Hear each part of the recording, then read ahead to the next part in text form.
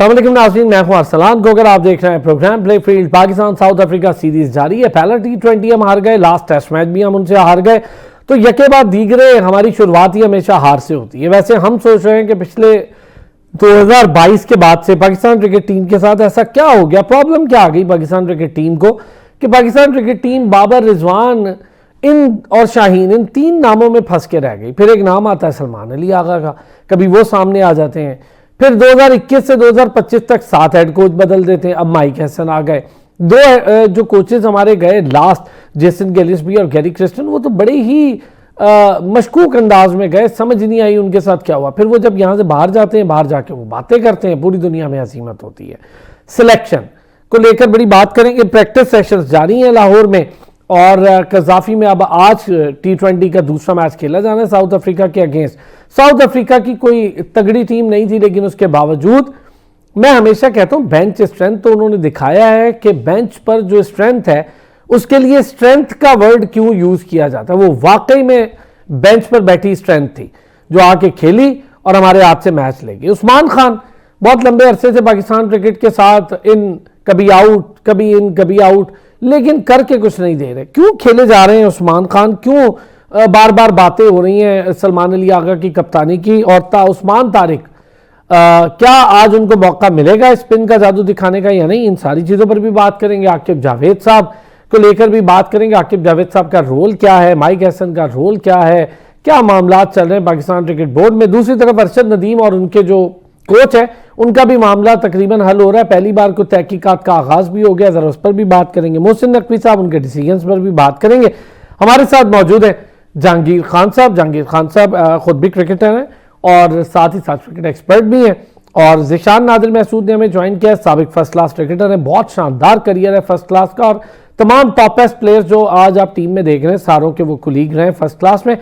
और उनके साथ साथ मेरे लिए उस्ताद की हैसियत रखने वाले पाकिस्तान में स्पोर्ट्स जर्नलिज्म के मेरा ख्याल है 3 एक, या मैं तो 4 कहता है, 3 एक बड़े नाम हो, उनमें से एक बड़ा नाम, और हमेशा उनके प्रोग्राम देख के सीखते थे। अब हम उनसे इतनी जसारत कर लेते हैं कि फ़ोन करके पूछ लेते हैं कि क्या गलती हुई, तो वो हमारी रहनुमाई भी करते हैं। नसीम राजपूत साहब ने हमें ज्वाइन किया, बहुत शुक्रिया नसीम भाई आपका भी, नादिर और जहांगीर साहब आपका भी। नसीम भाई, मैं चाहूंगा जरा पहले छोटा सा व्यू आपका इस पे ले लूं। ये जो अरशद नदीम और उनके कोच वाला मामला है, याद होगा मैंने आपने इस पे एक अलग से शो किया था, यही बात आपने एग्जैक्ट वर्ड्स कहे थे और मैंने भी कहा था नसीम भाई मैं इंडोर्स कर रहा हूं, मामला हल होने की तरफ जा रहे हैं। पहली बार मैं देख रहा हूं तहकीकात हो रही है कि उनकी पाबंदी क्यों लगी। चलो अच्छा है कि ये जो एसोसिएशन हैं, बोर्ड्स हैं, इनको भी थोड़ा डर रहना चाहिए।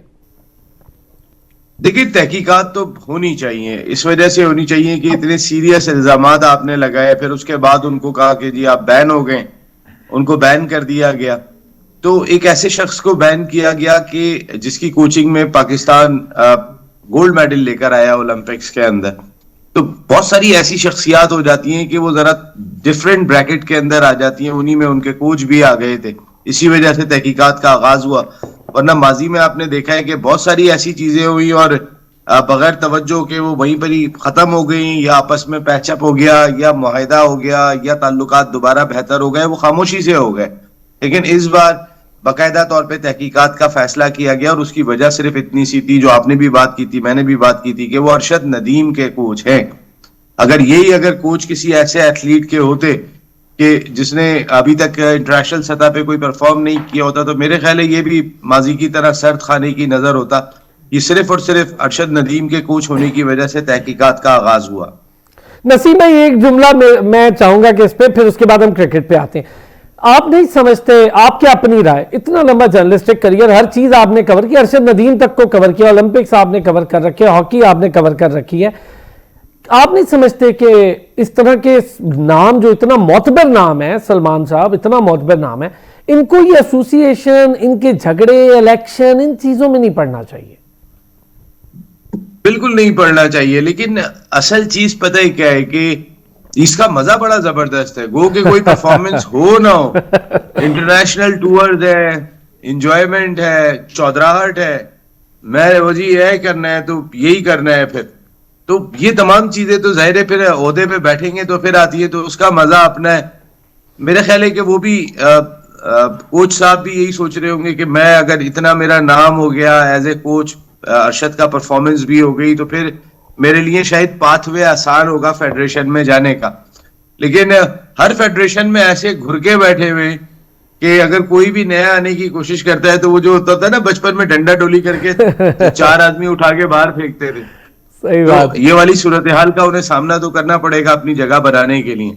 और इस बार भी ऐसे ही हुआ था कि उन्हें उठा के बिल्कुल साइड में कर दिया गया था। तो वो मेरा ख्याल है ना, आपकी बात से मैं बिल्कुल मुत्तफिक हूं कि जब अल्लाह ने आपको उस लेवल की इज्जत दे दी है कि जो कोई एक्सपेक्ट नहीं कर रहा था, तो ज्यादा बेहतर है कि आप सियासत से दूर रहे और दूर रह के क्या आप खिदमत अंजाम दे सकते हैं वो जरूर दें। और मैं सही बात है इस तरह। अच्छा, जहां पर हम बात कर रहे हैं एक स्पोर्ट्स बोर्ड की, जहां पर एथलेटिक फेडरेशन की, सेम अगर हम कैटेगरी में काउंट करें तो क्रिकेट बोर्ड भी एक स्पोर्ट्स की मुनज़्ज़म बॉडी है जो सारी चीज़ें एडमिनिस्ट करती है, एडमिनिस्ट्रेटर करती है और वो सारी चीज़ें क्रिकेट को लेके करती है। अच्छा, पाकिस्तान स्पोर्ट्स बोर्ड उसके मामला पर बहुत ज़्यादा बात हो रही है, ख़ास तौर पे पीएसएल की स्टार्ट होने जा रहा है। सलमान नसीर साहब ने अभी अनाउंसमेंट भी कर दी है क्योंकि वो हेड कर रहे हैं पीएसएल को। इससे पहले नाइला भट्टी हेड करती रही, फिर उस्मान वाला, एक सर्किल जो डायरेक्टर्स हैं वो सारे कर रहे हैं। ये जब हेड करने जा रहे हैं इन सारी चीज़ों को तो 2 टीमें भी बढ़ा रहे हैं और बहुत अच्छा कर रहे हैं। 2 टीमें बढ़नी चाहिए। मुझे लगता है अब 2 से ज़्यादा इन्हें शायद 3 टीम्स के लिए ऑनर्स ढूंढने पड़ेंगे क्योंकि उसमें से एक मुल्तान सुल्तान है। मुल्तान सुल्तान के जो इस वक्त प्रेजेंट ऑनर हैं अली तरीन, जो जहांगीर साहब के बाद आलमगीर साहब के बाद ऑनर है, वो बहुत वोकल हो गए। उन्होंने वो लीगल नोटिस सोशल मीडिया पर फाड़ भी दिया। लेकिन क्या ये सारी चीजें दुरुस्त थी? क्या पीएसएल में इस टीम को मजीद आगे लेके जाना चाहिए था? ऑनर के साथ बैठ के सिटिंग और ऑनर को भी करना चाहिए था या नहीं? एक ब्रेक लूंगा, इन सारी चीजों पर भी स्टार्ट में जरा बात करते हैं। पाकिस्तान क्रिकेट पे तो कर ही रहे हैं, ये भी पाकिस्तान क्रिकेट का अहम हिस्सा है। एक ब्रेक के बाद एक बार फिर आपको खुशामदीद कहेंगे। अच्छा, इससे पहले कि नसीम भाई बाकी चीजों से शुरू करूं, आप सारे हजरात से आपका मुझे जरा इस पर व्यू भी चाहिए ताकि फिर जिशान का व्यू तो मुझे पता है और जहांगीर भाई भी बड़े इसमें स्ट्रिक्ट है कुछ चीजों में। नसीम भाई ये बताएं, ये जो सारा एक एपिसोड चल रहा है मुल्तान सुल्तान अली तरीन को लेकर और पीएसएल में 2 नई टीमें आनी है, मुझे तो खदशा है कि तीसरा ऑनर भी तलाश करना पड़ेगा और शायद वो मिल भी जाए, कोई मसला नहीं है पीएसएल। लेकिन क्या अली तरीन का तरीकाकार भी दुरुस्त था? क्या पाकिस्तान क्रिकेट बोर्ड का तरीकाकार भी दुरुस्त था? क्या मामला बीच में चल रहा है? देखिए, अली तरीन ने जितनी बातें की हैं उनमें से गलत कोई नहीं है।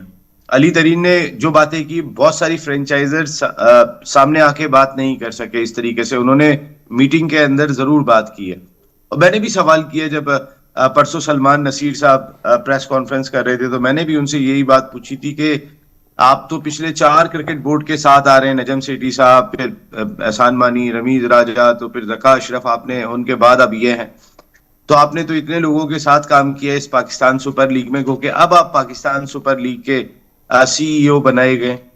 तो मैंने कहा कि जितने अरसे से मुतालबा कर रहे हैं, एक सेक्रेटरीट बना दें, एक अलहदा एंटाइटी बना दें, कोई अलहदा कंपनी बना दें under the umbrella of Pakistan cricket board, आपने उस पर काम नहीं किया। उन्होंने कहा पाकिस्तान प्राइवेट लिमिटेड पर काम शुरू हो गया है। ठीक है, 11th आवर पर जागते हैं हम लोग और उसके बाद हम तैयारी करते हैं। लास्ट ईयर आपको याद होगा चैंपियंस ट्रॉफी की वजह से हमारी विंडो आगे ले जानी पड़ी थी जो आईपीएल से क्लैश कर गई थी।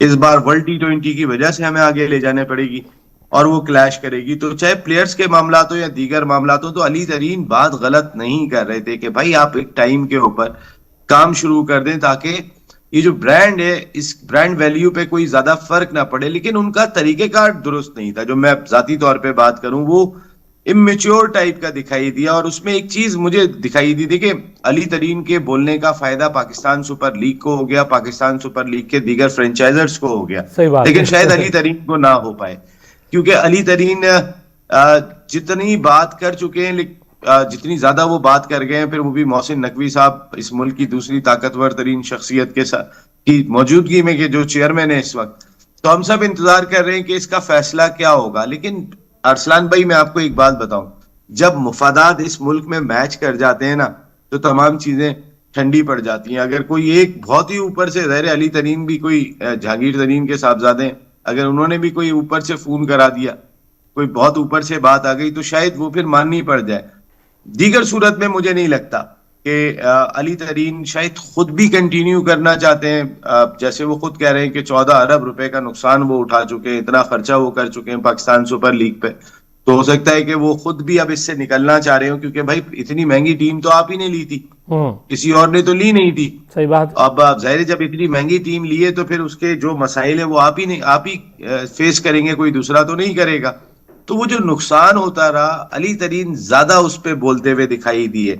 और ये जो पाकिस्तान क्रिकेट बोर्ड कह रहा है कि वो शायद अपनी टीम के पैसे कम कराना चाहते हैं, मेरे ख्याल है इसके लिए तो बंद दरवाजे भी होते जहां पे बात की जा सकती थी कि आप नोटिस फाड़ लें अमिताभ बच्चन की तरह। मेरे ख्याल है कि इसकी जगह ज्यादा बेहतर ये होता कि अगर वो नोटिस भी फाड़ते और बंद कमरे की मीटिंग में फाड़ते, वो खबर भी आपको और मुझे तो मिल ही जाती कि उन्होंने नोटिस फाड़ दिया कमरे में। सही बात है। लेकिन इस तरीके से टेलीविजन पे बैठ के फाड़ना, उसका इंडिया ने बहुत ज्यादा फायदा उठाया। इंडिया के मीडिया ने जिस तरीके से इसको नशर किया कि पीएसएल का ये हाल है, पीएसएल इस तरीके से तबाह हो गई है, मेरे ख्याल है ब्रांड को नुकसान भी नहीं पहुंचाना चाहिए।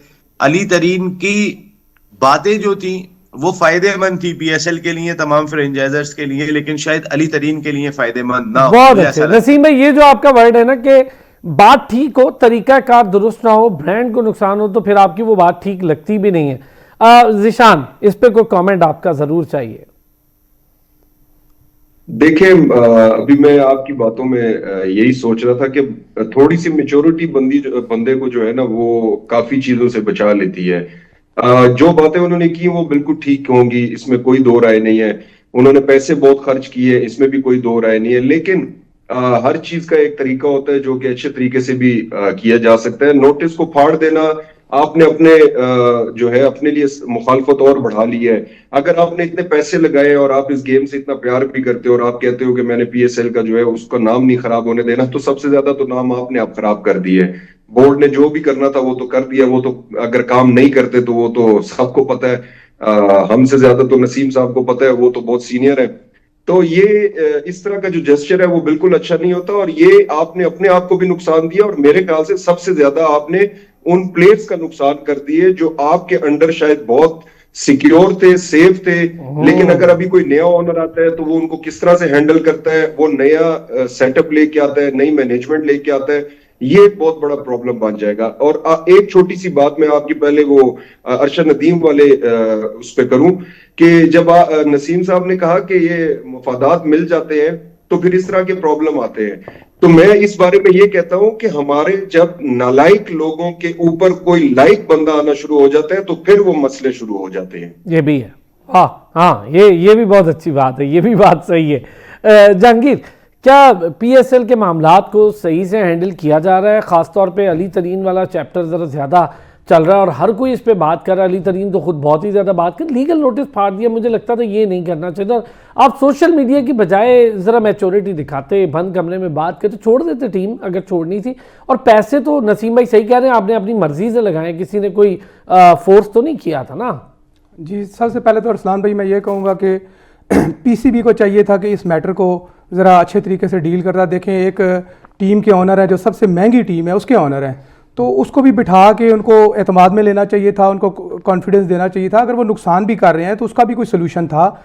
लेकिन फिर जिस तरह दूसरी तरफ अली तरीन ने किया, वो भी उन्होंने बिल्कुल कोई मैच्योरिटी नहीं दिखाई। उन्होंने भी बिल्कुल ऐसे ही किया जैसे आम पब्लिक में होता है। उन्होंने फ़ौरन उठा के एक वीडियो मैसेज लगा दिया और उससे जो पाकिस्तान का इमेज ख़राब हुआ है, ख़ासकर पीएसएल का जो इमेज ख़राब हुआ है, जिस तरह उस इंडिया ने उसको एक्सप्लॉइट किया है। हर तरफ अगर आप देखते हैं तो ये खबरें चल रही हैं इंडियन मीडिया पे कि पीएसएल का ये हाल हो गया। तो मेरे ख्याल में अली तरीन, अगर पीसीबी ने किया भी था तो अली तरीन को ऐसे नहीं करना चाहिए था। फिर अभी नसीम भाई ने एक बड़ी अच्छी बात की है कि उनकी बातें जो सच हैं उसका फ़ायदा जो है कम से कम दूसरी फ्रेंचाइज को लाजमी होगा। क्योंकि देखें, दूसरी फ्रेंचाइज आराम से बैठी हुई हैं, वो बोलना नहीं चाह रही थी, लेकिन एक बंदे ने आके बोला तो फ़ायदा मेरे ख्याल में उनको होगा। और पीसीबी भी अब मेरे ख्याल में ज़रा एहतियात से करेगा कि जिस तरह एक ऑनर चला गया, कहीं और फ्रेंचाइज के ऑनर्स नाराज ना हो, तो मेरे ख्याल में बाकी ऑनर्स को ये कोयटा के हवाले से वैसे तो नसीम भाई उनके बड़े करीब और उनके बड़े भाइयों वाले ताल्लुकात हैं, लेकिन मेरी इत्तलात ये है कि वो भी नाखुश हैं काफ़ी चीज़ों से। और वो बड़े शरीफ आदमी हैं, वो पाकिस्तान का कभी भी नहीं नुकसान होने देंगे, वो अपना कर लेंगे जितना मैं जानता हूँ उन्हें।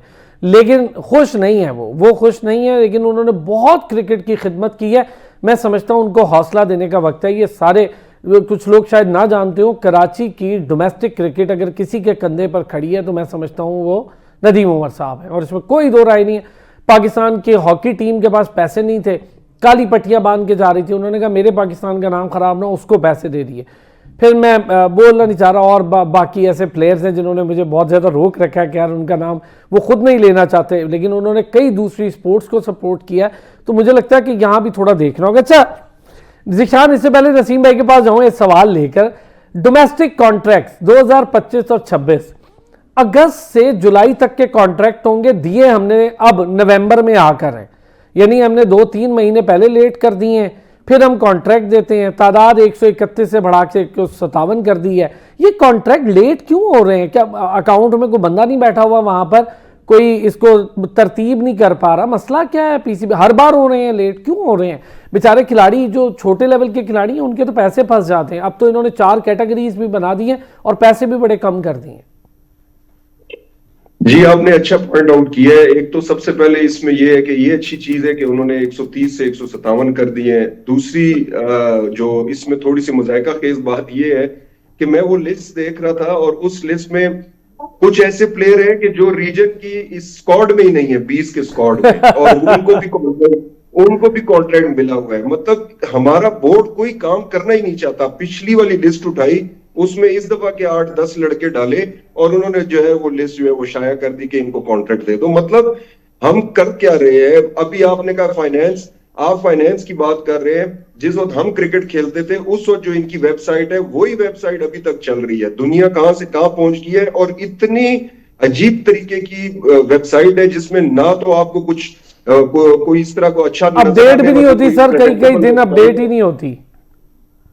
बिल्कुल, वो कभी कभी जो है वो डाउन हुई होती है, ज्यादातर अक्सर डाउन हुई होती है। मतलब हम 20 सालों से अपनी वेबसाइट नहीं चेंज कर सके। आप फाइनेंस में, हमें भी याद है जब हम लास्ट टाइम तक भी मैं जब कोचिंग कर रहा था तो एक दिन मुझे वो रीजन से कॉल आई कि आपके पैसे आए हुए हैं। तो मैंने उन्हें कहा किस चीज के पैसे आए हुए हैं? कहते वो जो आपने 8 महीने पहले कोचिंग की थी वो पैसे आए हुए। मैंने कहा अच्छा, मैं आ जाता हूँ जी लेने। तो मसला ये है कि आजकल तो इतने सॉफ्टवेयर आए हुए, टूल्स आए हुए, आप उसमें नाम डालेंगे, आपको जो है वो सारा जो है वो उसको बाइफरकेट करके आपको वो अपडेट करके वो सारी लिस्ट बना देंगे। आप उनके अकाउंट नंबर डालेंगे और ऑटोमेटिकली सब जो है वो ट्रांसफर हो जाएगा। हम पता नहीं कौन से दौर में रह रहे हैं। मुझे तो समझ नहीं आती, या तो वहां पे कोई काम करना नहीं चाहता या उन लोगों को काम आता नहीं है। वही वाली बात मैं करता हूं कि लाइक लोगों को लेके आने से जो है वो नालायक लोगों की जो है रोजी मारी जाती है। अभी उस दिन भी हम अब्दुल रऊफ की बात कर रहे थे कि हमने मैनेजमेंट में इतने ज्यादा लोगों को चेंज कर दिया है, उस बेचारे को भी यार कुछ दे दो, क्या पता वो कुछ ठीक कर दे। एक तो 600 फर्स्ट क्लास से ज्यादा आउट किए हुए, 3 मास्टर किए हुए, एमफिल स्पोर्ट साइंसेज में, बायो मैकेनिक्स में उसका जो है वो डिप्लोमा है लम से। और आपको क्या चाहिए? इस तरह के और भी पढ़े लिखे आप लोग ले आए। हम जो है चेंजिंग करते रहते हैं सिर्फ मफादात की, पॉलिटिकल और इन चीजों में, लेकिन हम समझते हैं कि जो अच्छा बंदा होता है, जो job, right man for the right job, हमने कभी भी जो है वो नहीं लिया। नसीम भाई, कॉन्ट्रैक्ट्स 3 महीने लेट। अच्छा चले, ज़िशान को ये मुबारकबाद तो दूंगा, मुझे लगता है बेहतरी आ गई। 8 महीने बाद उनका पैसे आए थे, अब 3 महीने बाद हुआ है कॉन्ट्रैक्ट। चले, थोड़ी सी बेहतरी आ गई है। जी अरसलान भाई, जो आप डोमेस्टिक कॉन्ट्रैक्ट की बात कर रहे हैं, देखिए अभी जिशान भाई ने बड़ी अच्छी बात की। ऐसे बहुत सारी चीजें आप उठा के देखेंगे, एक वेबसाइट नहीं, एनालिस्ट इतने इंपॉर्टेंट रोल प्ले करते हैं। पहले आपने एनालिस्ट खत्म कर दिए थे, कई सारे आपने नौकरियों से फारिग किया, अब उनकी तनख्वाहें आधी कर दी हैं। कोचिस की तनख्वाहों में बहुत बड़ा फर्क आया है। जो पहले 5 लाख रुपए तनख्वाह ले रहे थे, उन्होंने तकरीबन कोई 30% उनके पैसे भी कम किए हैं। आप ये सारे इकदाम, या तो सेंसिबल अप्रोच दिखाई नहीं देती आप किसी को, या तो एकदम से इतने पैसों पे रख देते हैं, फिर कोई नया क्रिकेट बोर्ड आता है वो कहता है कि जी इनके पैसे कम किए जाएं, ये पैसे ज्यादा दिखाई दे रहे हैं। और जो ये डोमेस्टिक सेंट्रल कॉन्ट्रैक्ट की बात कर रहे हैं, इस डोमेस्टिक सेंट्रल कॉन्ट्रैक्ट में आपने कई सारे एक तो जो बात की कि वो लोग जो 20 रुकनी स्क्वाड में भी नहीं है, मनपसंद लोगों को नवाजने का सिलसिला हर दौर में हमारे इदारों में रहा है, और इस दौर के अंदर मुझे ऐसा लगता है कि पाकिस्तान क्रिकेट बोर्ड में थोड़ा सा ज्यादा दिखाई देता है। जिन लोगों की तकर्रुरी की गई, मनपसंद अफराद को जो है वो लाके उन्हीं से क्रिकेट बोर्ड चलाने की कोशिश की जा रही है। फिर इस लिस्ट के अंदर आप देखें तो इमामुल हक का नाम भी मौजूद है, मीर हमजा का नाम भी मौजूद है, इसमें जो है वो इफ्तिखार अहमद का नाम भी मौजूद है। They are international cricketer, they are representing Pakistan, या रिप्रेजेंट कर चुके हैं वो लोग। आप डोमेस्टिक का कॉन्ट्रैक्ट एटलीस्ट आप जो आपके इंटरनेशनल प्लेयर्स हैं उनको एक अलग ब्रैकेट में लेके चले जाएं। देखें, अगर उस एक कैटेगरी के अंदर मीर हमजा जो डिजर्व करता है पाकिस्तान की टेस्ट टीम में होना, और वो भी उतने ही पैसे ले रहा है जितने पैसे एक कैटेगरी का एक गैर मारूफ प्लेयर, मैं कह लूं ये वो अच्छा है लेकिन अभी तक प्रूफ नहीं कर सका है, तो ये बैलेंस नहीं हो रहा। आपको इसको बैलेंस करना पड़ेगा। आप अगर सेंट्रल कॉन्ट्रैक्ट नहीं दे रहे हैं इमामुल हक को, आप सेंट्रल कॉन्ट्रैक्ट नहीं दे रहे हैं मीर हमजा को, तो इनको डोमेस्टिक कॉन्ट्रैक्ट के क्राइटेरिया में ना रखें, क्योंकि इसमें अंडर 19 प्लेयर भी आ रहा है, इसमें ऐसे प्लेयर भी आ रहे हैं कि जो अभी इतने रोशनास नहीं हो सके। तो वो जब मीर हमजा और कोई भी एक आबिद अली का नाम भी उसके अंदर दिखाई दे रहा है, तो जो लोग पाकिस्तान खेल चुके हैं, मेरे ख्याल है अगर उनको डोमेस्टिक कॉन्ट्रैक्ट भी दिया जा रहा है, वो एक अलग उनकी एक वेरी वेल सेड नसीम भाई, A+ कैटेगरी हो सकती है, क्या हो गया उसमें एक कैटेगरी बढ़ा दें, बिल्कुल ऐसा क्या परेशानी कैटेगरी में है? रखें। ऐसी क्या परेशानी है? और इनको इज्जत दें ना, उन्होंने पाकिस्तान खेली, उनको रिस्पेक्ट दें। वो अभी भी डोमेस्टिक खेल रहे हैं, इस पर डबल रिस्पेक्ट दें। आपके तो मेजर प्लेयर डोमेस्टिक ही नहीं खेलते, वो तो बेचारे फिर खेलते हैं आके, वो जाके लंदन नहीं शिफ्ट हो गए बाकियों की तरह। एक ब्रेक लूंगा, वापस आऊंगा। अब जरा पाकिस्तान क्रिकेट, उसकी सिलेक्शन और मैच पे जरा बात करेंगे। एक बार फिर खुश आमदीद कहेंगे। अब जरा आज के मैच को लेकर भी बात करेंगे। मैं जरा लास्ट मैच की भी बात करूंगा। क्या खूबसूरत खेली है नसीम भाई, क्या कमाल खेली है वुमेन टीम, ऑस्ट्रेलिया भी और नो डाउट इंडिया भी। मतलब हार नहीं मानती थी। मैं इस चीज पे बड़ा हैरान होता हूं कि क्या ऐसा घोल के पिला दिया गया है कि इंडियन टीम भी हार नहीं मानती, ऑस्ट्रेलियन टीम भी हार नहीं मानती। मैच इतना हाई स्कोरिंग मैच था, हाई स्कोरिंग चेस था। रॉड्रिगेज ने 137 कर लिया लेकिन हार नहीं मानी, विकेट थ्रो नहीं की। हमारे तो प्लेयर 2-3 बॉलें पहले विकेट भी थ्रो कर देते हैं। 120 किया हुआ तो कहते चलो भी हमारा काम हो गया, विकेट भी थ्रो नहीं की, मैच निकाल के गई, फाइनल में पहुंची। पहली बार साउथ अफ्रीका भी पहुंची फाइनल में, बहुत बड़ी बात है। मतलब ये गेम देखे। और आपने लेग स्पिनर को देखा ऑस्ट्रेलियन, सर हमारा मेल लेग स्पिनर इतनी अच्छी लेग स्पिन नहीं करता जितनी वो कर रही थी।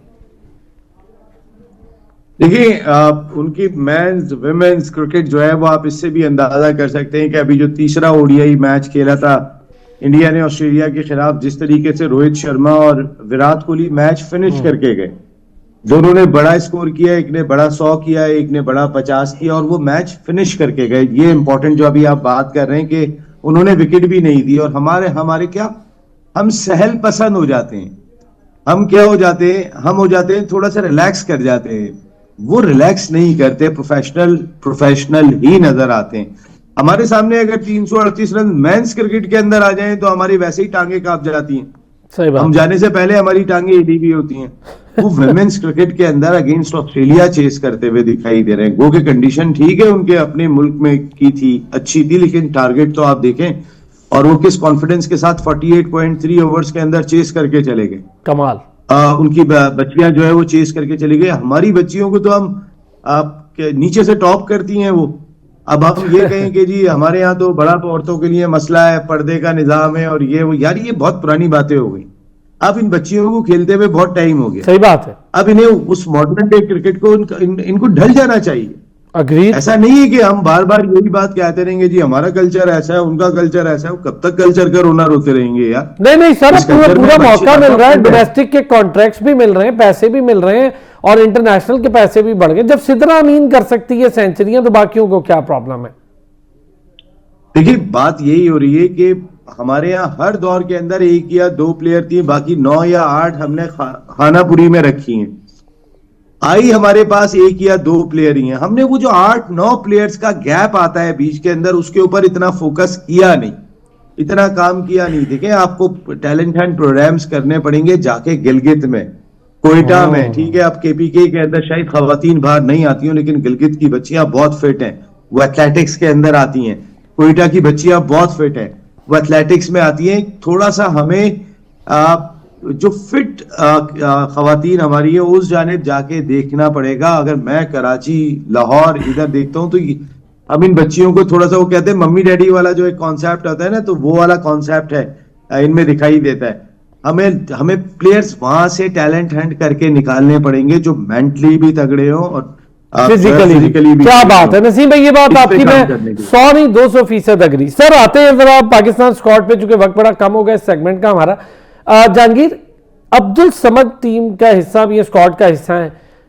और मैं समझता हूं अब्दुल समद बहुत ज्यादा हाईली टैलेंट, मैंने उसको डोमेस्टिक में बहुत फॉलो किया हुआ है, कमाल का प्लेयर है, उसको मौका दे देते। साइम नहीं चल रहा तो आप अब्दुल समद को मौका देते। भाई बॉलिंग तो आपकी पहले ही पूरी है, आपने एक एक्स्ट्रा बॉलर खिलाना है तो सलमान अली आगा खुद कर ले बॉलिंग, लेकिन आपने अगर साइम को बॉलिंग करानी है तो नवाज को ड्रॉप करें, साइम को वहां खिला रहे हैं और ओपन पे अब्दुल समद को खिला लें, और उस्मान तारिक पता नहीं उसको मौका मिलता है नहीं। क्या आज भी सेम टीम रहेगी क्या?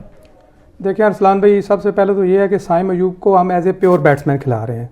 अगर हम उससे बॉलिंग करवा रहे हैं या हम कहते हैं कि जी वो बॉलिंग अच्छी कर रहा है तो हम उसकी बैटिंग भूल जाएं, तो फिर हमें उसका कोई फ़ायदा नहीं है। देखें, अगर उसने ऑलराउंडर बनना है, वो डोमेस्टिक क्रिकेट में जाए, वहाँ पे परफॉर्म करे, एज ए बैटर भी करे, वहाँ पे एज ए बॉलर भी करे, फिर अगर वो पाकिस्तान टीम में कम बैक करता है तो फिर उसको आना चाहिए। अदरवाइज हमें ओपनिंग स्टैंड पे हमें प्योर बैटर चाहिए, हमें ऑलराउंडर नहीं चाहिए। एक तो ये बात। दूसरी बात ये है कि देखें, आपने अभी जीशान भाई ने बात की कि क्यों खिला रहे हैं हसन नवाज को। हसन नवाज की अगर आप सारी क्रिकेट उठा के देख लें, क्लब क्रिकेट भी उठा के देख लें, तो उसने एज ए ओपनिंग के अलावा कहीं भी नहीं खेला। हमने उसको उठा के 6 नंबर पे फेंका है, और 6 नंबर पे आगे वो कैसे परफॉर्म करेगा। इसी तरह हमने एशिया कप में हारिस को उठा के हमने पीछे कर दिया था। हारिस को भी अगर आप ऊपर खिलाते तो आज वो भी टीम से बाहर ना होता। तो इसी तरह हम हसन नवाज को भी टीम से बाहर कर देंगे, क्योंकि हमने अगर उसको एज ओपन आया तो ओपन नहीं खिलाएंगे, 6 पे खिलाएंगे, तो फिर ऐसे ही होगा। और उसके अलावा जो देखें यंगस्टर, आपने अब्दुल समद की बात की है, चले अच्छी हो गई, उसकी सिलेक्शन हुई है तो उसको टीम में भी खिलाना चाहिए। इसके अलावा मैं समझता हूँ इरफान न्याजी की सिलेक्शन होनी चाहिए थी, वो T20 के लिए बेस्ट प्लेयर था। इसी तरह वसीम जूनियर जो है वो आखिरी ओवर्स बड़े अच्छे करता है, और हमें प्रॉब्लम भी जो आ रही है वो डेथ ओवर्स की आ रही है। वहाँ पे देखें हमारे पास कोई बॉलर्स नहीं है। वहाँ पे अगर आप नसीम शाह को भी देख लें या शाहीन शाह अफरीदी को भी देख लें तो वो उस तरह यॉर्कर और स्विंग उनसे नहीं हो रही, तो वहीं पे जाके हमें हमेशा रन्स भी आखिर में पड़ते हैं, जिससे टोटल जो है टीम को चेंज नहीं लग रही है आपको?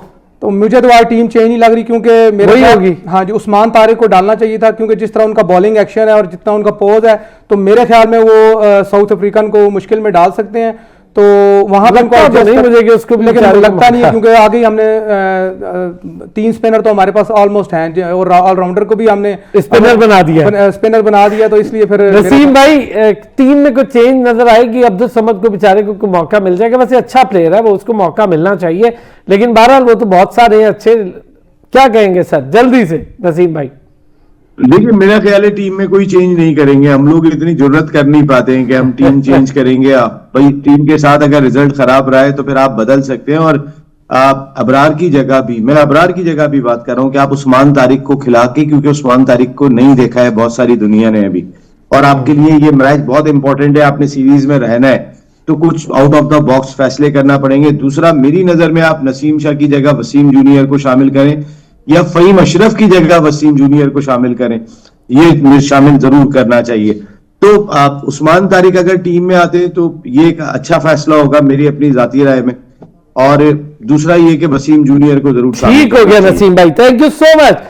नसीम राजपूत साहब हमारे साथ मौजूद थे, जहांगीर खान साहब और ज़िशान नादिर महसूद हमारे साथ मौजूद थे। नाज़रीन बहुत शुक्रिया, पीर के रोज पे होती है आपसे मुलाकात, अपना ख्याल रखिएगा। एक बार फिर खुश आमदीद कहेंगे जी। पाकिस्तान क्रिकेट, उसकी सिलेक्शन, बड़े लंबे चौड़े मसाइल हैं, हम तो पता नहीं किन मसाइल में उलझे हुए। पाकिस्तान क्रिकेट का तो जो खाना जहां से खोले वहां से एक मसला निकल आता है, समझ नहीं आ रहा, हर ईंट के नीचे एक मसला है। जहांगीर, पहले जरा सिलेक्शन को लेकर, क्या कोई सिलेक्शन हमारी टेस्ट की हो, वनडे की हो, T20 की हो? अव्वल तो 3 कप्तान हैं, तीनों कप्तान पर यह कदगन है कि एक ने अभी वनडे की कप्तानी की नहीं थी, उसको वनडे की कप्तानी भी आपने दे दी, कभी उसने वाइस कैप्टनसी नहीं की थी, रिजवान को रातों रात हटा के दे दिया आपने। दूसरा, शान मसूद अब जैसे ही ये रिटायर होने जा रहे हैं, वो ये भी खबर आपको दे दूं, वो हट जाएंगे, और वो हटेंगे तो कंसल्टेंट की बजाय डायरेक्टर हो जाएंगे वो इंटरनेशनल क्रिकेट के भी। चले, खबर दे दी है, जल्दी दे दी मैंने, लेकिन वो हो जाएंगे, और शायद अभी अगले 5-7 दिनों में ये चीज़ें और भी क्लियर हो जाए। एक कैप्टन है, उसको पहले एक ओहदा भी दे दिया। मुझे लगता है जिस तरह सलमान अली आगा को जितना सपोर्ट कर रहे हैं, मैं समझता हूँ इनको भी एक ओहदा दे ही दें तो बहुत अच्छा हो जाएगा। जी बिल्कुल अरसलान भाई, बिल्कुल सिलेक्शन पे मैं बात करता हूँ, लेकिन इससे पहले आपने इंट्रो में एक बात की थी कि 2022 के बाद पाकिस्तान टीम की क्या हुआ है साहब, इतने परेशान क्यों हो गए भाई? देखिए, उसमें अगर आप देखें तो पीसीबी ने, पाकिस्तान क्रिकेट बोर्ड ने टीम में स्टेबिलिटी आने ही नहीं दी। पहले हमने सरफराज जो थ्रू आउट जीता आ रहा था, एकदम उसको चेंज कर दिया। फिर बाबर आया, बाबर बड़ी अच्छी क्रिकेट खेल रहा था और कप्तानी भी अच्छी कर रहा था, हमने उसको भी चेंज कर दिया। फिर देखें टीम में तब्दीलियां ही तब्दीलियां, फिर आपने जो सीनियर प्लेयर थे जब उस वक्त परफॉर्म कर रहे थे आपने उठा के उनको बाहर कर दिया और एक ये लगा दिया जी कि इनका स्ट्राइक रेट ठीक नहीं है। जब आपने रिप्लेस किया, जब बाबर 129 पे और आपने रिप्लेस किया कप्तान को सलमान अली आगा से, तो उसका स्ट्राइक रेट क्या था आपने ये नहीं देखा। और फिर मेरे ख्याल में सलमान अली आगा की जब T20 में आपने उसको कैप्टन बनाया तो ये देखना चाहिए था कि हमने उसको T20 में कैप्टन बना के उसके साथ ज्यादती की, क्योंकि वो वनडे का और टेस्ट का अच्छा प्लेयर था। हमने उसको टेस्ट और वनडे के लिए भी नहीं छोड़ा, उसका कॉन्फिडेंस हमने इतना ख़राब कर दिया। फिर अभी जब आप बात कर रहे थे सिलेक्शन के मतलब, तो मेरे ख्याल में देखें इन्होंने शान मसूद का बहुत अर्ली डिसीजन ले लिया है। अभी वो क्रिकेट से रिटायर नहीं हुआ था, उसको रिटायर होने देते। बता रहे हो आपको थोड़े दिन देखें आप, लेकिन अब अगले 10 दिन के अंदर अंदर आप देखें क्या होता है। देखें ना, अगर उनका फोकस भी जो है वो भी क्रिकेट से हट गया, क्योंकि उनको पता चल गया कि उनको एक नई जॉब मिल रही है, तो उनका सारा फोकस भी जो है उधर चला गया। तो मेरे ख्याल में क्रिकेट बोर्ड हर फैसला जो है बहुत अर्ली और उजलत में करने के डैमेज हो रहा है ना जहांगीर, कितना डैमेज और करें हम। बिल्कुल सही कह रहे हैं। देखें ना, सिलेक्शन की जहां तक बात है, एशिया कप में हम कितना शोर करते रहे कि जी फलां प्लेयर्स को लेके जाना चाहिए था, वहां पे बाबर और रिजवान को नहीं लेके गए, लेकिन जो ही आप वापस आए तो उनको ले लिया। पहले किस परफॉर्मेंस की बिना पे आपने बाहर किया था और अब किस परफॉर्मेंस पे आपने उनको दोबारा लिया।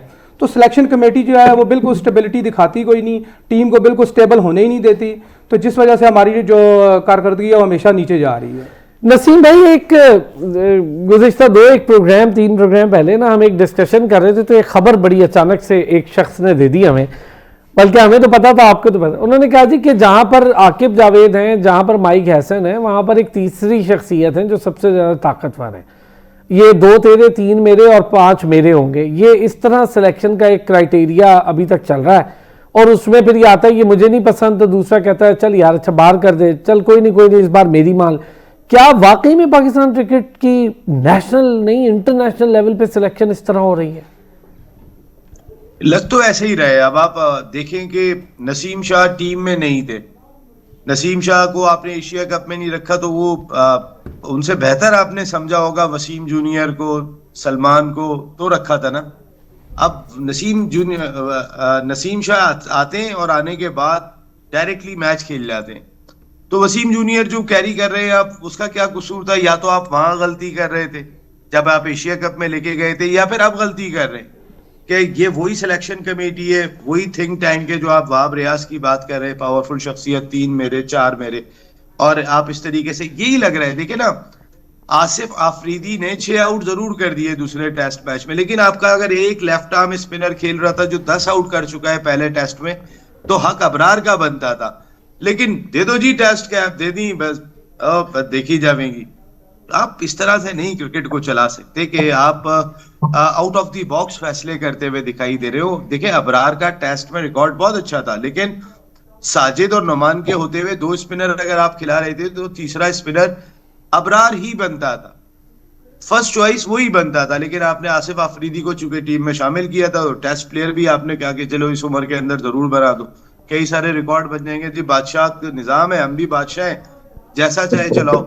आप देखें कि व्हाई नॉट वसीम जूनियर, जो पाकिस्तान का डेथ ओवर का सबसे अच्छा बॉलर इस वक्त है, वो नया गेंद को रिवर्स स्विंग, पुरानी गेंद को रिवर्स स्विंग करके, टांगों में यॉर्कर्स करके वो खासा इंप्रूव बॉलर है।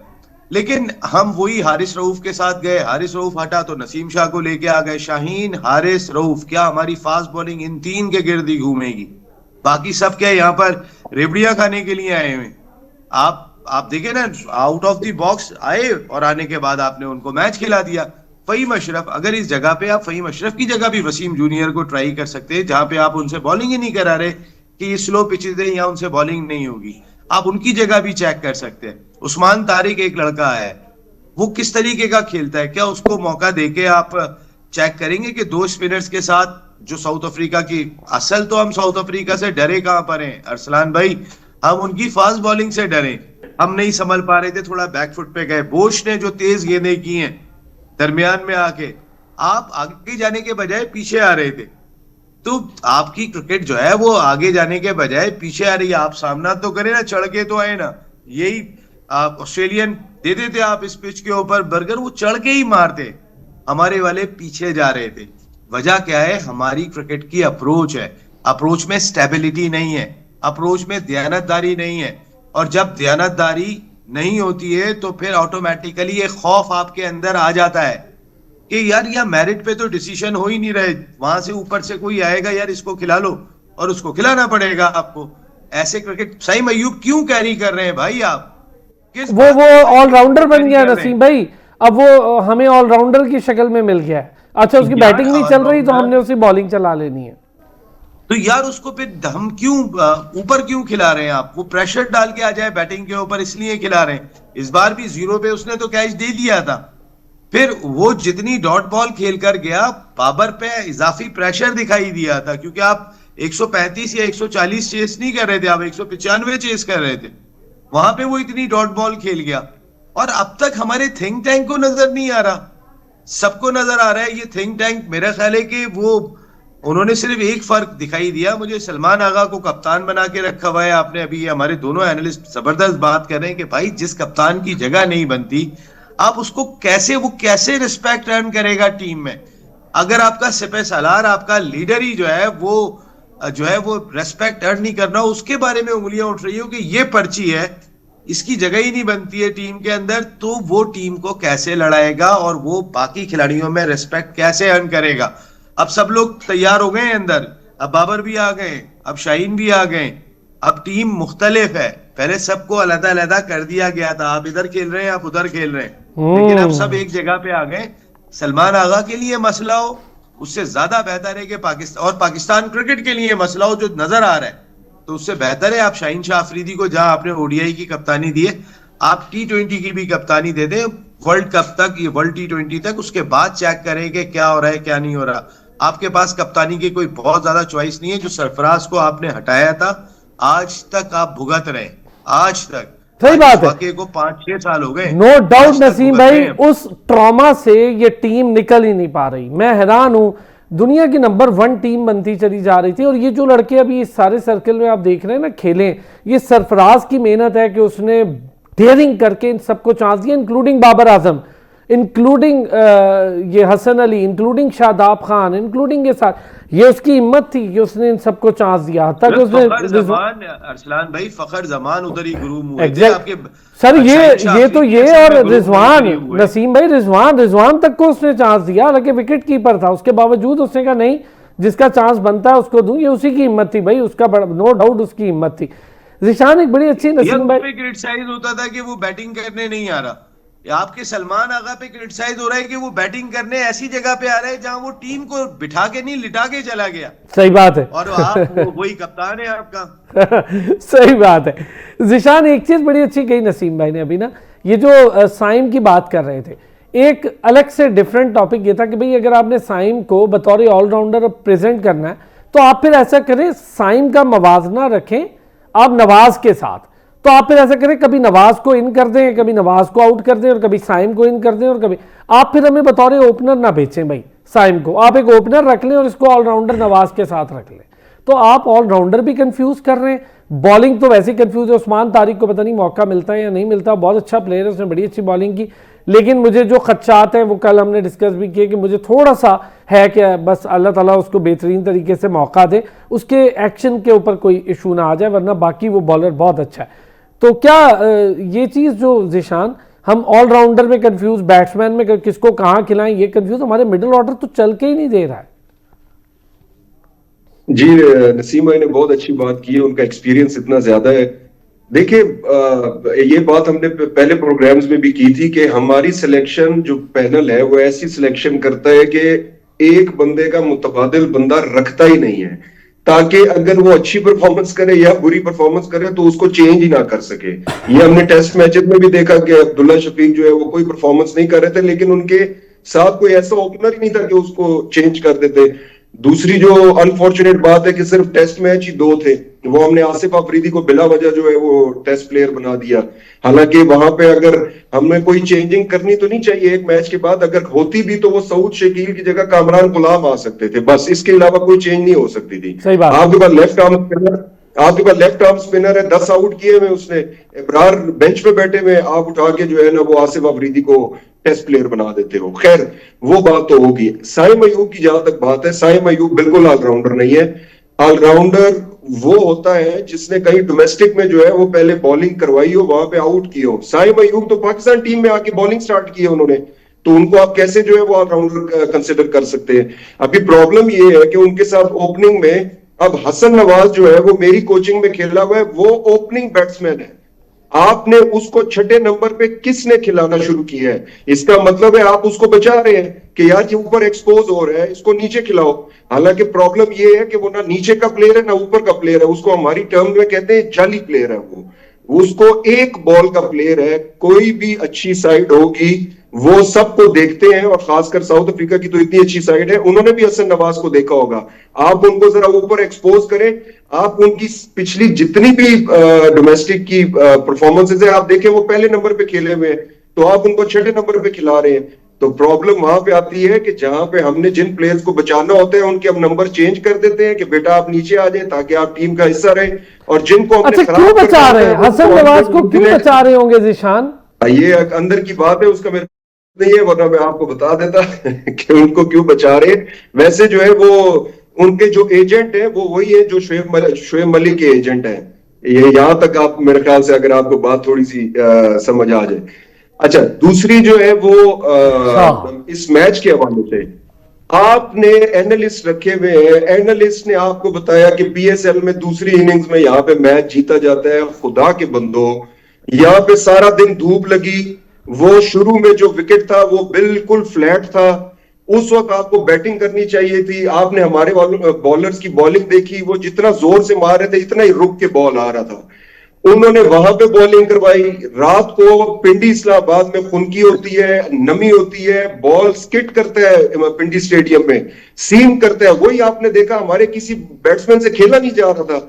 पता नहीं कौन जो है वो, मैं तो हैरान हूं। असद महमूद पे भी मेरे बहुत अच्छे जो है उनके साथ मरासिम है, फैमिली टर्म्स, भाइयों के साथ है, सबके साथ, लेकिन मैं तो उन पे हैरान हो गया हूं कि यार वो सारी उम्र क्रिकेट खेले, इंग्लैंड में भी, पाकिस्तान में भी, हर जगह खेले हुए, उनको भी समझ नहीं आ रही कि वो आते ही। लेकिन सर एक फर्क पता क्या है, फर्क ये है जब आप किसी पोस्ट पे, मुझे लगता है, सॉरी मुझे आपकी बात समझिए, फर्क ये है ज़ीशान कि जब कोई पोस्ट मिल जाती है ना, मुझे लगता है काम भी, दिमाग भी सब बंद हो जाता है सारों का।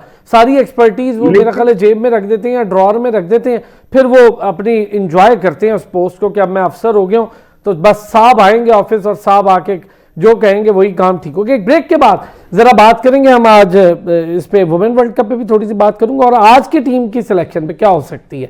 एक ब्रेक के बाद इस पे बात करते हैं।